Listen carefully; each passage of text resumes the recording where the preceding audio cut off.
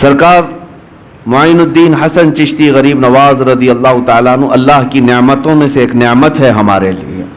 اس ملک عزیز کے لیے اللہ تعالیٰ کی ایک رحمت کاملہ ہے، جن کے وجود مسعود سے، جن کے ورود مسعود سے اللہ تعالیٰ نے پورے ہند میں برکتیں پھیلائی، اور آج تک 800 سال کے بعد بھی وہ برکتیں دیکھنے کو ملتی ہیں. سنجر ایک علاقہ ہے، ایک شہر کا نام. پرانے زمانے میں جو خراسان ہوا کرتا تھا وہاں کا ایک علاقہ سنجر تھا. اس شہر کی ایک خاصیت میں آپ کو بتاؤں، اس گاؤں کی، اس شہر میں ایک بھی بندہ ایسا نہیں تھا جو تہجد نہ پڑھتا ہو. ایک بھی ایسا نہیں تھا. ہر گھر والا، ہر گھر کا ہر فرد تہجد ضرور پڑھتا تھا. ایک دن ایسا آیا کہ صبح ہو گئی اچانک اور کوئی تہجد کے لیے نہیں اٹھا. یہ اتفاق کی بات نہیں ہے، اس میں بوڑھے بھی ہیں، جوان بھی ہیں، سارے لوگ ہیں. کوئی ایک بھی بندہ ایسا نہیں جس کی تہجد چھوٹتی ہو. تہجد کے لیے ان سب کا اہتمام ہوا کرتا تھا، پورے شہر کا، پورے گاؤں کا. لیکن ایک رات ایسی آئی کہ اجالا ہو گیا اور کوئی تہجد نہیں پڑا. جب لوگ اٹھ کر کے گھروں سے واپس آنے لگے، سب کو اپنا افسوس ہونے لگا، اتنا اجالا آ گیا ہے اور ہماری تہجد رہ گئی ہے. قضا ہو گئی. اب فجر کے وقت کا وہ منظر جو صبح صادق کا ہوتا ہے، سفیدی کا، یہ نظر آنے لگ گیا. تو سب ادھر ادھر سرگرداں تھے. اس میں ایک 90 سال کی عمر کے بزرگ تھے. ان کے پاس سب لوگ جمع ہوئے اور کہا کہ ماجرا کیا ہے؟ ایسا کیسے ہو سکتا ہے کہ کوئی ایک بھی بندہ نہ جاگا ہو تہجد کے لیے؟ برسوں سے ہماری تہجد قضا نہیں ہوتی. اس بزرگ نے سارے لوگوں کو جمع کیا. سنجر کی بات کر رہا ہوں، سنجر کی بات کر رہا ہوں. کہا کہ میاں، یہ جو سفیدی تم دیکھ رہے ہو، یہ صبح سورج کے نکلنے والی سفیدی نہیں ہے. ابھی رات موجود ہے اور تہجد کا وقت بھی باقی ہے. یہ اجالا وہ نہیں ہے جو روز سورج کے نکلنے سے پہلے آتا ہے. چلو میرے ساتھ. وہ صاحب کشف اور صاحب بصیرت بزرگ تھے، سارے قوم کو لے کر کے چلتے آئے. اور ایک گھر تھا حضرت خواجہ غیاث الدین کا، جو سرکار غریب نواز کے والد گرامی ہے. اس گھر کے پاس آئے تو دیکھا روشنی وہاں سے نکل رہی ہے اور ان کے گھر پر پوری سفیدی ہے اور پورے شہر، پورے گاؤں میں اجالا پھیلا ہوا ہے. اس بزرگ نے کہا چلو اس گھر کا یہ مسئلہ ہے. آئے، گھر پر دستک دیا تو حضرت خواجہ غیاث الدین باہر آئے. پوچھا کہ کیا معاملہ ہے؟ تو مسکراتے ہوئے کہنے لگے آج میرے گھر میں بیٹے کی ولادت ہوئی ہے اور اس کا نام حسن رکھا گیا ہے. یہ وہی ولادت ہے جس کو آج پورے عالم میں غریب نواز کے نام سے یاد کیا جاتا ہے. عزیزان گرامی وقار، جن کی پیدائش اس حال میں ہو کہ وہ آتے ساتھ پورے شہر کو اجالا بخش رہے ہوں، تو پھر جس ملک میں قدم رکھیں اسلام کا اجالا کیوں نہ عطا کرے. وہ کفر کی اندھیریوں کو چھانٹ کر کے ہمیں اسلام کی روشنی دینے کے لیے ہی تو آئے تھے. عزیزان گرامی، سلطان الہند معین الہند سرکار غریب نواز رضی اللہ تعالیٰ عنہ سے ہماری صرف محبتیں اور عقیدتیں وابستہ نہیں ہے، بلکہ ہمارے ایمان اور اسلام کا رشتہ جڑا ہوا ہے. حقیقت تو بات یہ ہے کہ جتنے بھی صوفیہ اکرام، جتنے بھی مشائخ، جتنے بھی اولیاء ہند میں آئے، ان سب کی خدمات اپنی جگہ پر، لیکن آج علل اعلان ہم یہ کہہ سکتے ہیں کہ پورے بر صغیر کے چپے چپے پر آج کلمہ پڑھنے والوں کو یہ احسان ماننا ہوگا کہ کلمے کی تلقین بھی غریب نواز سے ہمیں ملی ہے. سلطان الہند سرکار غریب نواز رضی اللہ تعالیٰ عنہ کی بے انتہا وسعتیں، محنتیں، ان کی کاوشیں تھی جس کی وجہ سے اسلام آج ہر جگہ یہاں پر پھیلا ہوا اور چمک رہا ہے. اور اسی وجہ سے اب ہمیں ڈرنا بھی نہیں چاہیے کہ یہ غریب نواز کا پھیلایا ہوا دین ہے. ہاں، ڈرنا بھی نہیں چاہیے، اس لیے کہ اس وقت کی بات جب وہ آئے تھے، 6 یا 8 فقیر تھے ساتھ میں، فقراء کی ایک جماعت تھی، اور وہ دلی کی سرزمین سے ہوتے ہوئے جب اجمیر پہنچے تھے، تقریباً ہندوستانی سنی مسلمانوں کو واقعات معلوم ہے. کیا اجمیر والوں نے ان کا شاندار استقبال کیا تھا؟ کیا ان کے لیے پھول بچھا دیے تھے، ریڈ کارپیٹ بچھا دیا تھا؟ نہیں، وہ جس انداز سے اجمیر معلیٰ میں پہنچے تھے، وہاں تو سخت مقابلہ تھا اور دشمنی کا سامنا تھا. حتیٰ کہ ان کو کسی درخت کے نیچے بیٹھنے تک نہ دیا جا رہا ہو، وہاں کے انا ساگر سے پانی نہ لینے دیا جا رہا ہو۔ ان حالات میں اگر کوئی اس زمین پر جمع رہ سکتا ہے تو وہ صرف عطا رسول ہی ہو سکتا ہے۔ قرآن کہتا ہے جو لوگوں کو نفع دیتا ہے زمین میں وہ برقرار رہتا ہے، اور جو جھاگ ہے وہ اڑ کر چلا جاتا ہے، جو جھاگ ہے کچرا ہے وہ اڑ کر چلا جاتا ہے۔ سرکار غریب نواز یہاں تشریف لائے تھے، کسی کا قتل اور کسی کا خون کرنے نہیں آئے تھے، وہ انسانوں کو، اللہ کی مخلوق کو نفع پہنچانے آئے، جس کی وجہ سے آج تک زمین پر وہ برقرار ہیں۔ وہ جہاں پر آئے وہیں پر رہے، اور وہیں ان کی خانقاہ بھی رہی، وہیں ان کا مزار مبارک بھی رہا، بلکہ برسوں تک یہ معاملہ رہا۔ آج تو عرس میں لوگ جاتے ہیں، عرسوں کا معاملہ آج اگرچہ بدل دیا گیا ہو، لوگ اس کو انٹرٹینمنٹ کے لیے یوز کرتے ہوں، میں سب کی بات نہیں کر رہا، کچھ لوگ کمائی کے لیے، کچھ لوگ دھندے کے لیے۔ عرس اس لیے نہیں ہوتا تھا، بلکہ اولیاء اکرام کے جو عرس ہوتے تھے اس میں غیر مسلم بھی آتے تو اسلام قبول کر کے جاتے تھے، ان کی سیرتیں بیان ہوتی، ان کے کرامات کا ذکر ہوتا، اور ان کے خانقاہ پر پھر وہ اوراد و وظائف پڑھائے جاتے جو ان کی زندگی میں ہوتے تھے۔ تو جتنے دور دراز سے آئے ہوتے وہ اپنے دلوں کو صاف کر کے جاتے، کافر ہو تو ایمان لائے، گنہگار ہو تو توبہ کر کے صالح مسلمان بن کر کے جاتا۔ برسوں تک میں یہ بات اس لیے عرض کر رہا ہوں کہ وہ قبر میں جانے کے بعد بھی لوگوں کی اصلاح آج بھی کر رہے ہیں۔ قبر میں چلے گئے لیکن جو قریب آتا ہے وہ توبہ کر کے جاتا ہے، اپنے گناہوں سے سچی توبہ کر کے وہاں سے نکل رہا ہے۔ اور ایک دو نہیں، ہزاروں کے واقعات اس طرح ہے، کرامات اپنی جگہ پر، کسی کو بچہ مل جائے، کسی کو روزی مل جائے، کسی کو کچھ مل جائے، یہ اپنی جگہ پر۔ لیکن میں سمجھتا ہوں غریب نواز کے دربار کی سب سے بڑی کرامت یہ ہے کہ بے ایمانوں کو ایمان مل جاتا ہے اور گنہگاروں کو سچی توبہ مل جاتی، یہ سب سے بڑی کرامت ہے۔ عزیزان گرامی وقار، آپ کا آنا ہندوستان اس طرح سے نہیں ہے جیسے بادشاہ لوگ یہاں پر آئے، تیمور آیا یا پھر علاؤ الدین خلجی کی بات ہے، احمد شاہ ابدالی کی بات ہے، جن کے ذکر سے لوگ آج پریشان بھی ہوتے ہیں۔ بہت سارے بادشاہ آئے، وہ زمانہ ہی ایسا تھا کہ جہاں جہاں بادشاہ لوگ اپنے فوج کو لے کر کے جاتے، علاقے کے علاقے فتح کرتے ہیں۔ اب وہ آج بیٹھ کر کے اس کو ظلم اور انصاف کی تاریخ میں رنگنا یا پھر اس کے لیے کمپیئر کرنا، یہ ایک الگ بیوقوفی کی بات ہے۔ وہ دور ایسا تھا کہ زمین جس کی ہے جو طاقت کے ساتھ استعمال حاصل کر لے، اس طرح سے معاملہ چلتا تھا، آج کے دور کی طرح نہیں ہے۔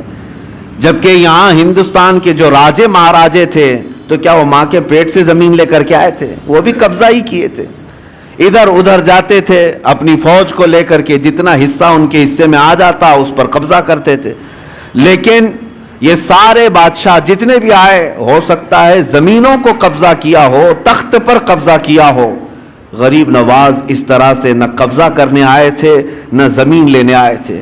مجھے بتاؤ، اگر زمین ہی لینے آئے تھے تو سرکار غریب نواز کا محل کہاں ہے؟ سرکار غریب نواز کی پراپرٹی اور جائیداد کہاں رہ گئی؟ ان کی کھیتی باڑیاں کہاں ہیں؟ کچھ نہیں ہے سوائے اس مزار مبارک کے حجرے کے، غریب نواز کے پاس کچھ نہیں تھا۔ بلکہ آپ کے پاس جو جبہ تھا جو پہنتے تھے 16 کلو کا ہو گیا تھا۔ 16 کلو کا جبہ ہوتا ہے کوئی؟ کیوں 16 کلو کا ہو گیا؟ ایسا نہیں ہے کہ 16 کلو اس میں موتی تانبا ہیرا سب لگا دیا گیا تھا، بلکہ اتنے سالوں سے اس پر پیچ پر پیچ لگاتے چلے گئے، پیوند پر پیوند، تو جبہ بڑھتا بڑھتا وہ 16 کلو کا ہو گیا تھا۔ سوائے اس کے ان کے پاس کیا رہا؟ عزیزان گرامی، میں یہ آج ان کے لیے کہہ رہا ہوں جن خبیثوں نے میرے سرکار غریب نواز کی شان میں توہین کی اور کہا تھا کہ جس طرح اکروچ کرنے والے، ظلم کرنے والے، ہڑپنے والے یہاں آئے، اسی طرح معین الدین چشتی بھی آئے۔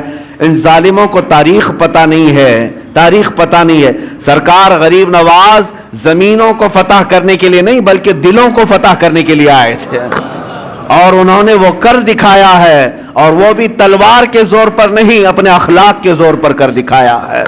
سلطان الہند غریب نواز رضی اللہ تعالیٰ عنہ اخلاق کیوں نہ ہو، کیوں نہ متاثر کریں؟ میں آپ کو بتاؤں، آپ کا ہر جمعرات کو روزہ ہوا کرتا تھا، ہر جمعرات آپ کا روزہ ہوا کرتا تھا، اور مریدین خانقاہ میں جو ہوتے، خلفاء شاگرد سب آپ کے ساتھ ہوتے۔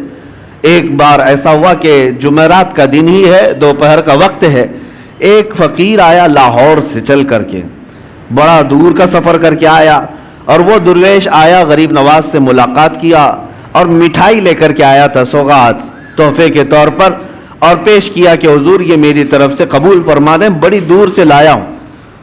تو آپ نے ہدیہ قبول فرما لیا، چونکہ سنت ہے۔ ہدیہ قبول کرنے کے بعد آپ نے رکھ لیا، لیکن وہ درویش اس بات پر بضد تھا کہ آپ میرے سامنے تھوڑا سا کھا لیجئے، تاکہ مجھے اطمینان ہو جائے کہ میری لائی ہوئی مٹھائی آپ نے چکھ لیا ہے۔ آپ نے فرمایا میں کھا لوں گا۔ اس نے کہا نہیں، مجھے ایک بار آپ کو کھاتے ہوئے دیکھنا ہے، یہ میرے ہاتھوں سے لی ہوئی مٹھائی ہے۔ آپ نے ڈبہ کھولا اور مٹھائی لی اور کھا لیا۔ جمعرات کا دن ہے، یہ عام لوگوں کے روزے کی بات نہیں، سلطان الہند غریب نواز کے روزے کی بات ہے۔ روزہ ہے یا نہیں ہے اب کس کو پتا چلے۔ آپ نے مٹھائی خوب کھا لی، جتنا کھانا تھا، اور وہ اس کا دل خوش ہو گیا۔ اس کے جانے کے بعد مریدین خلفاء پوچھنے لگے حضور کیا ماجرا ہے، برسوں سے تو یہ معمول ہے کہ جمعرات کا آپ کا روزہ ہوا کرتا ہے، آج روزہ تھے نہیں یا کیا ہے کہ آپ نے روزہ توڑ دیا؟ اس مٹھائی کے لیے غریب نواز رضی اللہ تعالیٰ عنہ نے فرمایا میرا معمول ویسی ہی تھا، جو جمعرات کا روزہ تھا آج بھی تھا، لیکن میں نے مٹھائی کھا لی۔ وجہ یہ ہے کہ روزے کی قضا ہو سکتی ہے، دل کے ٹوٹنے کی قضا کیسے ہو؟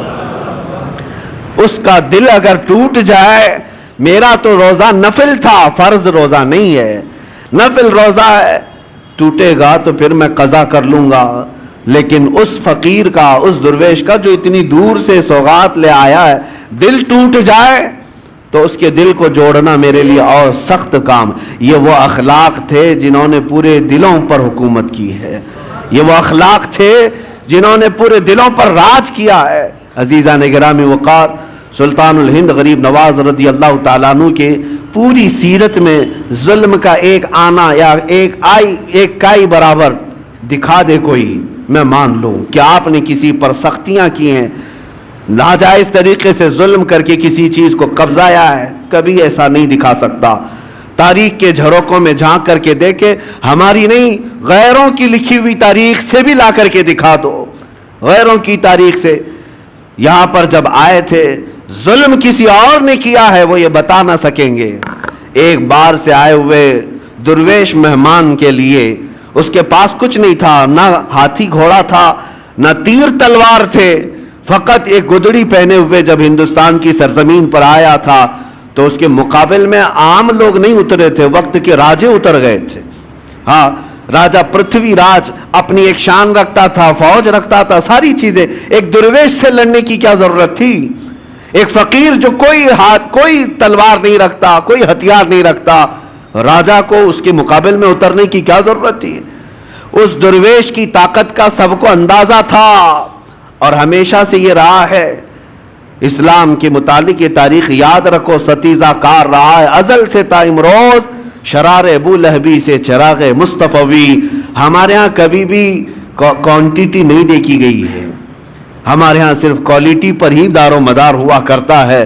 سرکار غریب نواز رضی اللہ تعالیٰ عنہ درویش گدڑی پہنے چند فقیروں کے ساتھ آئے، لیکن مقابلہ کرنے کے لیے پوری فوج کھڑی ہے، سپاہی ہیں، بادشاہ ہے۔ اتنے پر بس نہ ہوا تو جادوگر بھی لائے گئے۔ انا ساگر کا وہ مقام آج بھی موجود ہے، سب سے پرانے مندروں میں وہاں پر ایک جادوگر بھی رہا کرتا تھا جو کبھی باہر بھی نہیں آیا تھا۔ اور اس کے بعد جب اس تک بادشاہ راجہ کی یہ بات پہنچائی گئی کہ ایک درویش ایسا آیا ہے جو چمتکار پہ چمتکار کرتا ہے اور لوگ اس کے دیوانے ہوتے چلے جا رہے ہیں، آپ کچھ اس کی روک تھام کے لیے کریں۔ اس نے تقریباً 300 یا 500 پجاریوں کو بلایا، سب کو منتر دیے، کہا کہ ہم اس کا مقابلہ کریں گے۔ یہ میں آپ سے اس لیے عرض کر رہا ہوں کہ ہمیشہ تاریخ کو یہ دیکھتے آئیں، حق و باطل کا مقابلہ، اور اللہ تبارک و تعالی حق کو ہمیشہ غالب رکھتا ہے۔ ایک درویش کے مقابل کے لیے 300 یا 500 لوگوں کو منتر دیے گئے، پڑھائے گئے، ٹریننگ دی گئی، اور اس کے بعد اسی پہاڑی کے دامن میں آپ کو بلایا گیا. آپ کے آنے سے پہلے وہ سب لوگوں نے دیکھا نہیں تھا کون آنے والا ہے. عام مقابلوں کی طرح اس مقابلے کے لیے بھی تیار تھے, جادو ٹونے کے ذریعے سے. آنے والا کون ہے کسی کو پتہ نہیں تھا. لیکن جب سلطان الہند غریب نواز عطائے رسول ہیں, چہرے پر میرے مصطفیٰ کی وجاہت موجود ہے, نور ٹپکتا تھا پیشانی پر. جب آپ تشریف لائے, جب وہاں پہاڑیوں کے دامن میں قریب آئے, تو بڑے سادھو نے کہا کہ اپنے منتر پڑھنا شروع کر دو تاکہ اس پر اب اثر شروع ہو جائے. عجیب حالت ہے کہ ہم نے تاریخ میں دیکھا کہ وہ 300 کے 300 دوڑتے ہوئے گئے, لا الہ الا اللہ, لا الہ الا اللہ, لا الہ الا اللہ, یہ کرتے ہوئے ان کے قریب آئے. اور اس کے بعد سرکار غریب نواز رضی اللہ تعالیٰ عنہ کے قدموں میں وہ گرے. آپ نے سب کو اٹھایا جو برسوں سے کسی جاپ میں تھے لیکن وہ مریدین کے حلقے میں شامل ہوئے. اس وقت جو بڑے بڑے لوگ جادو والے تھے انہوں نے یہ اعلان کیا کہ یہ جادوگر نہیں ہے جس سے ہم مقابلہ کر رہے ہیں, جادو کا معاملہ الگ ہوتا ہے. اس کے پاس جو زبان ہے وہ کوئی اور ہے جو دلوں کو بھی خرید لیا کرتی ہے. عزیزان گرامی وقار, مقابلے تو ہوتے رہے, وہ تنہا رہے, لیکن اللہ رب العزت کی ذات پر توکل اور یقین ایسا تھا. آپ کو میں ایک بات بتاتا ہوں, یہ وہ دور تھا جب آپ ہندوستان آ رہے تھے. شہاب الدین غوری, اس نے کئی مرتبہ حملے کیے تھے پرتھوی راج کے ساتھ اور کئی راجاؤں کے ساتھ, لیکن شکست کھا کر کے جاتا تھا. آپ سرکار غریب نواز تشریف لا رہے تھے, وہ شکست کھائے ہوئے جا رہا تھا, تو نظر پڑی یہ فقیروں کے قافلے پر کہ یہ کہاں جا رہے ہیں. تو سرکار غریب نواز نے پیغام بھیجا بادشاہ وقت کو, اور اس کے سپاہی ہاتھی گھوڑے ہتھیار سب لے کر جا رہے. آپ نے پیغام یہ بھیجا کہ ہم ہندوستان فتح کرنے جا رہے ہیں. کون لوگ؟ 8 فقیر لوگ. سرکار غریب نواز یہ کہہ رہے ہیں کہ ہم ہندوستان فتح کرنے جا رہے ہیں, اور ادھر کی فوج شکست کھا کر جا رہی ہے پورے ہاتھی گھوڑے ہتھیار کے ساتھ. تو وہ ایک کہکہا لگایا کہ یہ گدڑی پہنے ہوئے درویش بات کہہ رہے ہیں ہندوستان فتح کرنے کی, کیا دیکھتے نہیں ہمارے پاس کتنی بڑی فوج ہے, کتنی بڑی طاقت ہے, کیا کیا ہتھیار سے ہم لیس ہیں. تو سرکار غریب نواز نے فرمایا بات یہی ہے, فرق یہی ہے کہ تم جب بھی جاتے ہو یہ ہاتھی گھوڑے اور ہتھیاروں پر بھروسہ کر جاتے ہو, معین الدین اللہ کے بھروسے جا رہا ہے, اللہ ہمارے ساتھ ہے. اور تاریخ نے آج دیکھ لیا جو اللہ پر توکل کر کے آیا تھا, 800 سال گزر گئے, کرسی ابھی ہلنے کا نام نہیں لیتی. آج تک وہ حکومت قائم ہے, دلوں پر قائم ہے, دلوں پر قائم ہے. عزیزان گرامی وقار, ہم تو ہم ہیں, غیر بھی ان کو سلطان الہند کہتے ہیں. آج سرکار غریب نواز رضی اللہ تعالیٰ عنہ کی عظمت کو آج تسلیم کرتے ہیں. میں جو بات عرض کر رہا تھا وہ یہ, مقابلے کیوں نہ ہوں گے, ہر طرح سے ظلم کے ساتھ آپ کو شکست دینے یا ہٹانے کی کوششیں ہر لمحہ ہوئی, لیکن ایک درس ملتا ہے آپ کی زندگی سے, ایک درس ملتا ہے, چاہے اندھیرا کتنا بھی آ جائے صبح تو ہونا ہے, رات کتنی کالی کیوں نہ ہو جائے سورج کو نکلنا تو ہے ہی ہے. اس لیے میرے عزیزو, زندگیوں میں اگر کبھی کٹھنائیں آئیں, مصیبتیں آئیں, مشقتیں آئیں, تو ایسا نہیں کہ زمین چھوڑ کر بھاگ جائیں یا ہا ہو کر کے اپنے آپ کو بے قابو کر لیں, بے صبرا پن دکھائیں. نہیں, تھوڑی دیر انتظار کریں. اللہ کریم اپنے بندوں کو آزماتا ہے, اور جو استقامت کے ساتھ جمے رہتے ہیں پھر اپنی مدد بھی نازل فرماتا ہے, مدد بھی نازل فرماتا ہے. آپ کیا سمجھتے ہیں کہ سرکار غریب نواز جیسی آئے سب کرامتوں سے سب کچھ حل کرتے چلے گئے, سب کچھ حل کرتے چلے گئے؟ ادھر کرامت دکھائی ادھر کھانا آ گیا, ادھر کرامت دکھائی ادھر کپڑے آ گئے. نہیں, اولیاء کاملین اپنے نفس کے لیے, اپنی ذات کے لیے کرامتوں کا صدور نہیں کرتے.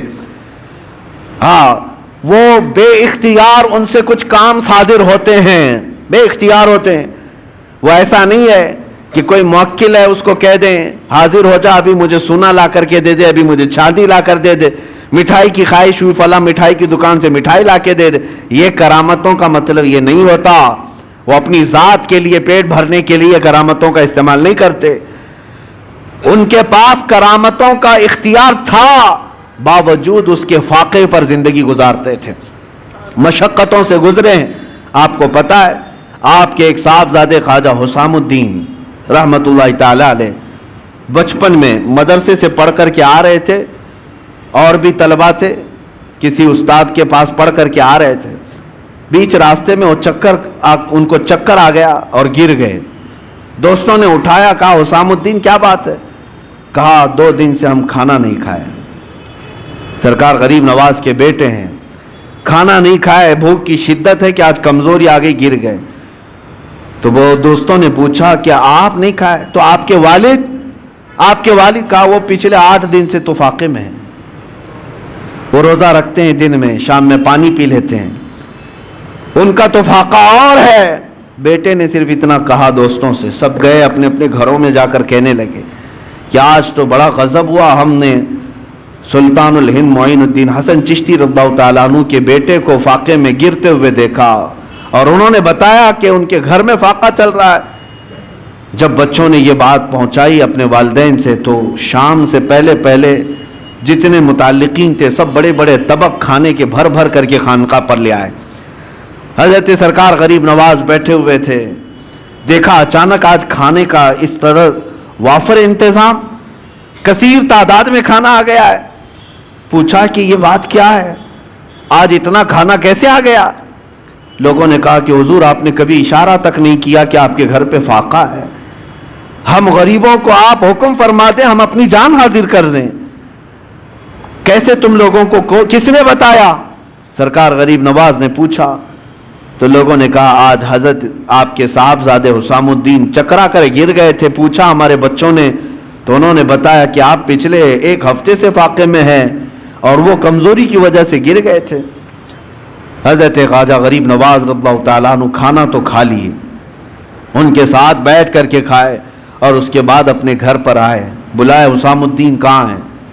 بیٹا سامنے آیا, کہا اب میری نظروں سے تم ہمیشہ کے لیے دور ہو جاؤ, اس لیے کہ یہ فاقہ میں دنیا کے لیے نہیں میرے رب کی رضا کے لیے کرتا تھا, اور جو میرے رب کے راز کو باہر لوگوں میں افشا کرے میں اس کو اپنی چھت کے نیچے نہیں دیکھنا چاہتا. یعنی اس بات سے آپ اندازہ لگائیں کہ یہ نہیں ہے کہ کرامتوں کے ظہور اور صدور سے طبق کے طبق وہ کھانے اتروائیں, اگر وہ چاہتے تو یقیناً اللہ ضرور دیتا. وہ سونے چاندی کے قلعے کیے ہوئے محل میں رہ سکتے, لیکن اولیاء کاملین پہلے سٹرگل کرنا سکھاتے ہیں, مشقتوں کا سامنا کرنا سکھاتے ہیں, کیونکہ سنت مصطفیٰ یہی ہے, نبی پاک صلی اللہ تعالیٰ علیہ وسلم کی سنت یہی ہے. آج تھوڑی سی مصیبتوں پر ہم گھبرا کر کے واویلا مچاتے ہیں, حالات خراب ہیں, ادھر جاؤ ادھر جاؤ. ہوا کیا تمہارے ساتھ آج؟ کس نے تمہیں آج آزمایا ہے؟ وہ تلواروں کے نیچے بھی سجدے نہیں چھوڑتے تھے. آج تمہیں کون ہے جو اذانوں سے روکتا ہے؟ کون ہے تمہیں مسجدوں میں جانے سے روکتا ہے؟ کوئی نہیں روکتا. تم تو آج محو خواب ہو اور خراٹے لیتے ہوئے اپنی نمازیں قضا کر جاتے ہو, کوئی تمہیں روکنے والا نہیں. عیش و عشرت آج اللہ نے اتنا دیا ہے جتنا ماضی میں کبھی لوگوں کو ملی نہیں ہوگی. آج تک بتاؤ کیا تم یا تمہاری اولاد کبھی ننگے رہے؟ کیا کوئی رات ایسی ہو کہ مجبوری کی وجہ سے یا بے سر و سامانی کی وجہ سے تم بھوکے سو گئے ہو؟ نہیں. اپنی پسند سے ہو سکتا ہے کوئی بھوکا سو جائے, لیکن غربت کی وجہ سے بھوکا سوئے کوئی آج بہت مشکل نظر آتا ہے. سب کو اللہ آج کھلا رہا ہے, سب کو پلا رہا ہے, سب کو پہنایا ہے, ساری نعمتیں ہمارے پاس ہے, لیکن اسلام کو جو ہم نے اجنبی بنا رکھا ہے اپنے گھروں میں, یہ بہت حیرت کی بات ہے. یہ بہت حیرت کی بات ہے. جس اسلام کا نام ہمیں عزت دیتا ہے, جس مصطفیٰ کی نسبت ہمیں عزت دیتی ہے, اسی اسلام کو ہم نے آج اجنبی بنا کر رکھا ہے. اجنبی کا مطلب کیا ہے؟ ہم اسلام زندہ باد کے نعرے سڑکوں پر لگا سکتے ہیں, اپنے گھر میں لگاؤ, اپنے گھر میں اسلام کو زندہ کر کے دکھاؤ. تم اپنی بیٹیوں پر اسلام کو پسند کرتے ہو؟ کیا تم اپنی بیویوں پر, اپنی بہنوں پر اسلام کو پسند کرتے ہو؟ اگر اسلام کو پسند کرتے تو ان کا حجاب کیوں آج نکل گیا؟ ان کا پردہ کیوں نکل گیا؟ گویا کہ ہم اسلام کو صرف مسجدوں میں پسند کرتے ہیں. باہر شادی محل میں جا کر کے دیکھیں, ہال میں, وہاں کوئی اسلام نہیں ہے. اسلام کو پسند ہی نہیں کرتا مسلمان, اجنبی بنا رکھا ہے. اپنے برتنوں پر, اپنے دسترخوانوں پر کیا اسلام کو پسند کرتے؟ اگر تمہیں اپنے کھانے میں بھی اسلام پسند تھا تو یہ کیا ہے کھڑے کھڑے قطاروں میں جو کھاتے ہیں, کیا یہی اسلام ہے؟ اگر تمہیں اپنے لباس میں اسلام پسند تھا تو ذرا اپنے اوپر جھانک کر کے دیکھ لیتے. اپنے چہرے پر اگر اسلام پسند تھا آئینے میں جا کر دیکھ لیتے. ہم نے خود اجنبی بنا دیا ہے اسلام کو اپنے گھروں میں, اور ہم بات کرتے ہیں اسلام کے لٹنے کی کہ اسلام کو فلاں لوٹ رہا ہے, اسلام کے اوپر فلاں جو ہے ظلم کر رہے ہیں. خود اپنوں کا جو ظلم ہے اس کا کیا ہے؟ میں بات الگ نہ چلی جائے, آپ کو اس لیے عرض کر رہا ہوں کہ وہ وقت کے سلطان معین الدین حسن چشتی غریب نواز, جن کی حکومت آج بھی ہمارے دلوں پر قائم ہے, لیکن پابندیاں ایسی تھیں ان کی زندگی پاک میں, قسم خدا کی سارے لوگ مل کر کے, میں چیلنج کرتا ہوں, ایک روایت ڈھونڈ کر کے لاؤ کہ غریب نواز کی ایک نماز کیا ایک رکعت کبھی قضا ہوئی ہو, کبھی کوئی نماز قضا کی ہو, نہیں لا سکو گے. ان کی زندگی بھر کی عبادتیں.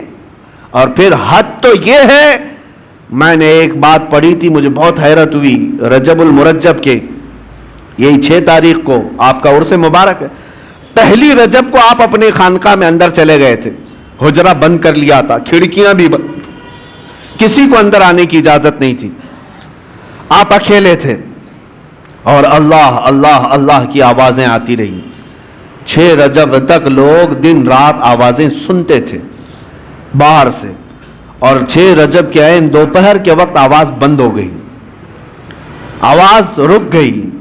اب میں آپ سے پوچھتا ہوں کہ ایک کمرہ پورا چاروں طرف سے بند ہو, کھڑکیاں بھی بند ہیں, دروازے بھی بند ہیں, اندر کیا حال ہوگا؟ گرمی کا حال یا پسینے کا حال کیا ہو سکتا ہے؟ کوئی ہوا کا انتظام نہ ہو, آپ اندازہ کر سکتے ہیں.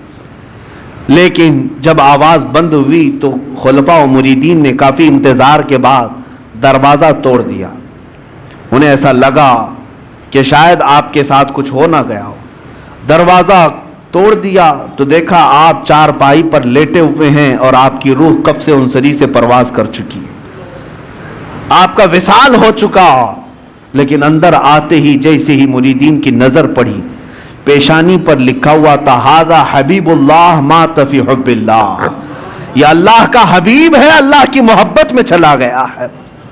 جو بات میں عرض کرنے جا رہا تھا وہ یہ, دیواروں پر دیکھا گیا آپ کی سانسیں جو نکلتی تھیں, آپ کی سانسیں نکل کر کے جو بھاپ بنتی تھی, دیواروں پر وہ پسینہ جمع تھا شبنم کی طرح سے, لیکن اس پسینے کے قطروں کو دیکھا گیا غور سے تو ہر قطرے سے لا الہ الا اللہ لکھا ہوا نظر آتا تھا.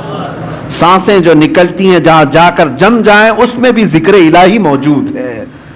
عزیزان گرامی وقار, جن کی عبادتوں کا اور ریاضتوں کا یہ حال ہو تو کیا رب تبارک و تعالیٰ انہیں یہ مقامات علیہ نہیں عطا فرمائے گا؟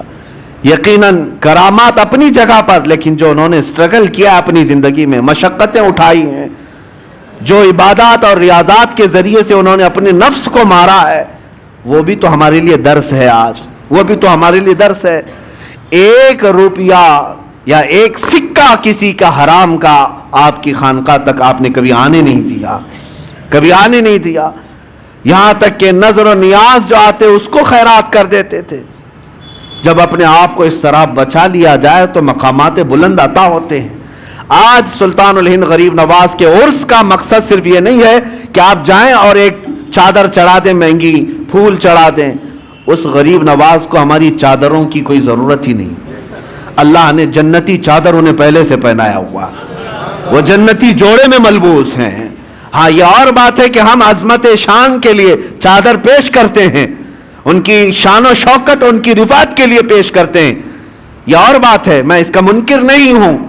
لیکن اگر تم یہ سمجھتے ہو کہ چادر پیش کرنے کے بعد ہی میری ذمہ داری ختم ہو گئی, یہ تمہاری خام خیالی ہے. اصل مسئلہ ان کے دربار میں چادر پیش کرنے کا نہیں, اصل مسئلہ یہ ہے جاؤ تو اپنا دل ان کے قدموں میں رکھ کر کے آ جاؤ اور عرض کرو کہ اب میں زندگی اپنی مرضی سے نہیں آپ کے اشاروں سے جینا چاہتا ہوں. آپ کو پتہ ہے آپ جب سفر سے آ رہے تھے مدینہ طیبہ سے اجمیر, بیچ میں ایک علاقہ آتا ہے سبزوار, یہ آج کے ایران میں ہے, اور وہاں پر آپ کا قیام ہوا ایک باغیچے کے پاس, ایک باغیچے کے پاس, اور وہ بہت خوبصورت باغیچہ تھا, اس کے اندر ایک حوض تھا. یہ باغیچہ اور حوض وہاں کے حاکم کا تھا, اس وقت کا جو حاکم تھا, بڑا ظالم آدمی, لوگوں کا مال اتنا لوٹتا تھا کہ لوگ پریشان تھے، ہفتہ وصولی والا سسٹم. اور پھر اسی کا اس کا ایسا ظلم تھا کہ کوئی بغیچے میں اجنبی نہ آئے. اتفاق ایسا کہ سرکار غریب نواز وہیں پر قیام کیے اور آپ کی نماز کا وقت آیا تو اس حوض سے آپ وضو کرنے چلے گئے. تو وہاں پر جو پہرے دار تھے انہوں نے کہا، منع کیا کہ یہ حاکم سبزوار کا ہے، آپ مت آئیے، اگر اس کی نظر پڑ گئی تو بہت سختیاں کرے گا. حضرت سرکار غریب نواز نے فرمایا، میں عبادت اللہ کی کر رہا ہوں اور اللہ میرے ساتھ ہے.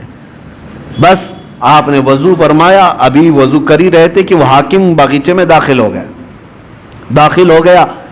جیسی آیا اور چیختا چلاتا کہ ایک اجنبی میرے آرام گاہ میں کیسے آ گیا ہے اور کیسے یہ حوض میں پانی لے کر کے استعمال کر رہا ہے. سرکار غریب نواز نے اس کی طرف کوئی توجہ نہ فرمائی، کوئی توجہ نہیں. وہ دندناتا ہوا قریب آیا، آپ نے پورا وضو فرمایا. وضو کرنے کے بعد اپنے قطرے چھڑک دیے اور پھر اس کی طرف ایک جمالی نظر ڈالی اور وہ حاکم سبزوار دیکھتا رہ گیا اس حسین صورت کو. جو کرنے آیا تھا وہ کچھ اور کام تھا، لیکن قدموں میں گر کر کے توبہ کرنے لگ گیا. کہا کہ آپ جس وقت یہاں آئے مجھے پتا نہیں تھا، لیکن اب جس وقت آپ میرے دل میں آئے ہیں عزم کرتا ہوں کہ زندگی بھر مجھے اپنے دامن سے دور نہ کریں. میرے عزیزو، سلطان الہند کے پاس آئے، لیکن حاکم سبزوار جو تھا غریب نواز کے قدموں میں گر کر معافی مانگا، توبہ کیا. اور اتنا ہی نہیں بلکہ واپس جانے کے بعد زندگی بھر لوٹی ہوئے مال کو سب کے اصل مالکوں تک پہنچایا، سب کو لوٹایا اور اپنا گھر بار بھی بیچ دیا. تب سرکار غریب نواز کے پاس آیا، کوئی نظر و نیاز لے کر کے نہیں، کوئی تحفہ تحائف لے کر کے نہیں، بلکہ آیا اور کہا اب آپ کا یہ غلام سب دے کر کے آیا ہے، سوائے دل کے اب کچھ نہیں رہ گیا، وہ میں آپ کے پاس لے آیا ہوں. سلطان الہند غریب نواز نے قبول فرمایا، بیعت ارادت میں ہی نہیں بلکہ اپنے عظیم خلفاء میں اس کو شامل فرمایا، خلافت عطا کی. بعد میں تاریخ میں موجود ہے سبزوار کے اللہ تبارک و تعالیٰ نے سبزوار کے ان کو قطب بنایا، اپنے وقت کے قطب تھے. کہاں ظلم و ستم کی داستان رکھنے والا، کہاں قدموں میں آ کر کے دل دینے والا اللہ کی ولایت حاصل کر جاتا ہے. میں یہی عرض کرنا چاہتا ہوں، تم تحفے تحائف اپنی جگہ پر جاؤ، اپنا دل قدموں میں رکھ کر کے آؤ، عرض کرو کہ سرکار مجھے اپنے ساتھ لے لیں، آپ ایک اشارہ فرمائے میرے دل کی اصلاح ہو جائے. پھر اگر غریب نواز قبول فرما لیں یقیناً زندگی کی کایا ہی پلٹ جائے گی، ایک نیا انقلاب دیکھنے کو ملے گا. اللہ کریم اس آستانے کو سدا سلامت رکھے. اجمیر معلیٰ کے فیوز و برکات اللہ تعالی ہماری نسلوں کو صبح قیامت تک عطا فرمائے. عزیزان گرامی، اپنے بچوں کو یہ نصیحت بھی کرو، یہ وصیت بھی کرو کہ ہندوستان میں ہم غریبوں کو اسلام ملا ہے تو وہ اجمیر معلیٰ کی دھرتی کا فیض ہے، سرکار غریب نواز کے احسانات ہیں. اس لیے کہ انٹرنیٹ کا زمانہ ہے، ڈیجیٹل زمانہ آنے والا ہے. کل کو چل کر کے کوئی ٹائی سوٹ بوٹ والا کوئی آئے اور کہہ دے کہ ہم نے اسلام پھیلایا ہے، تو ہمارے بچے تو گوگل والے ہیں، ہمارے بچے تو گوگل کے شاگرد ہیں، ان کو یہی نہ لگنے لگ جائے کہ سارا اسلام گوگل سے پھیلا ہے. اس لیے بچوں کو یہ سمجھاؤ، گوگل ہو کہ پوگل ہو یہ بہت زمانے کے بعد کی بات ہے. سلطان الہند غریب نواز اس وقت اسلام پھیلا رہے تھے جب تو تار کا بھی سسٹم نہیں تھا، جب ٹیلی فون کا بھی معاملہ نہیں تھا، لیکن اپنی مختصر سی زندگی میں 90 لاکھ لوگوں کے دلوں میں اسلام کو روشن فرمایا. وہ ان کا احسان ہے اور یہ احسان صبح قیامت تک رہے گا. اللہ کریم سرکار غریب نواز کے دربار سے ہم سب کی نسبتوں کو ہمیشہ سدا قائم رکھے.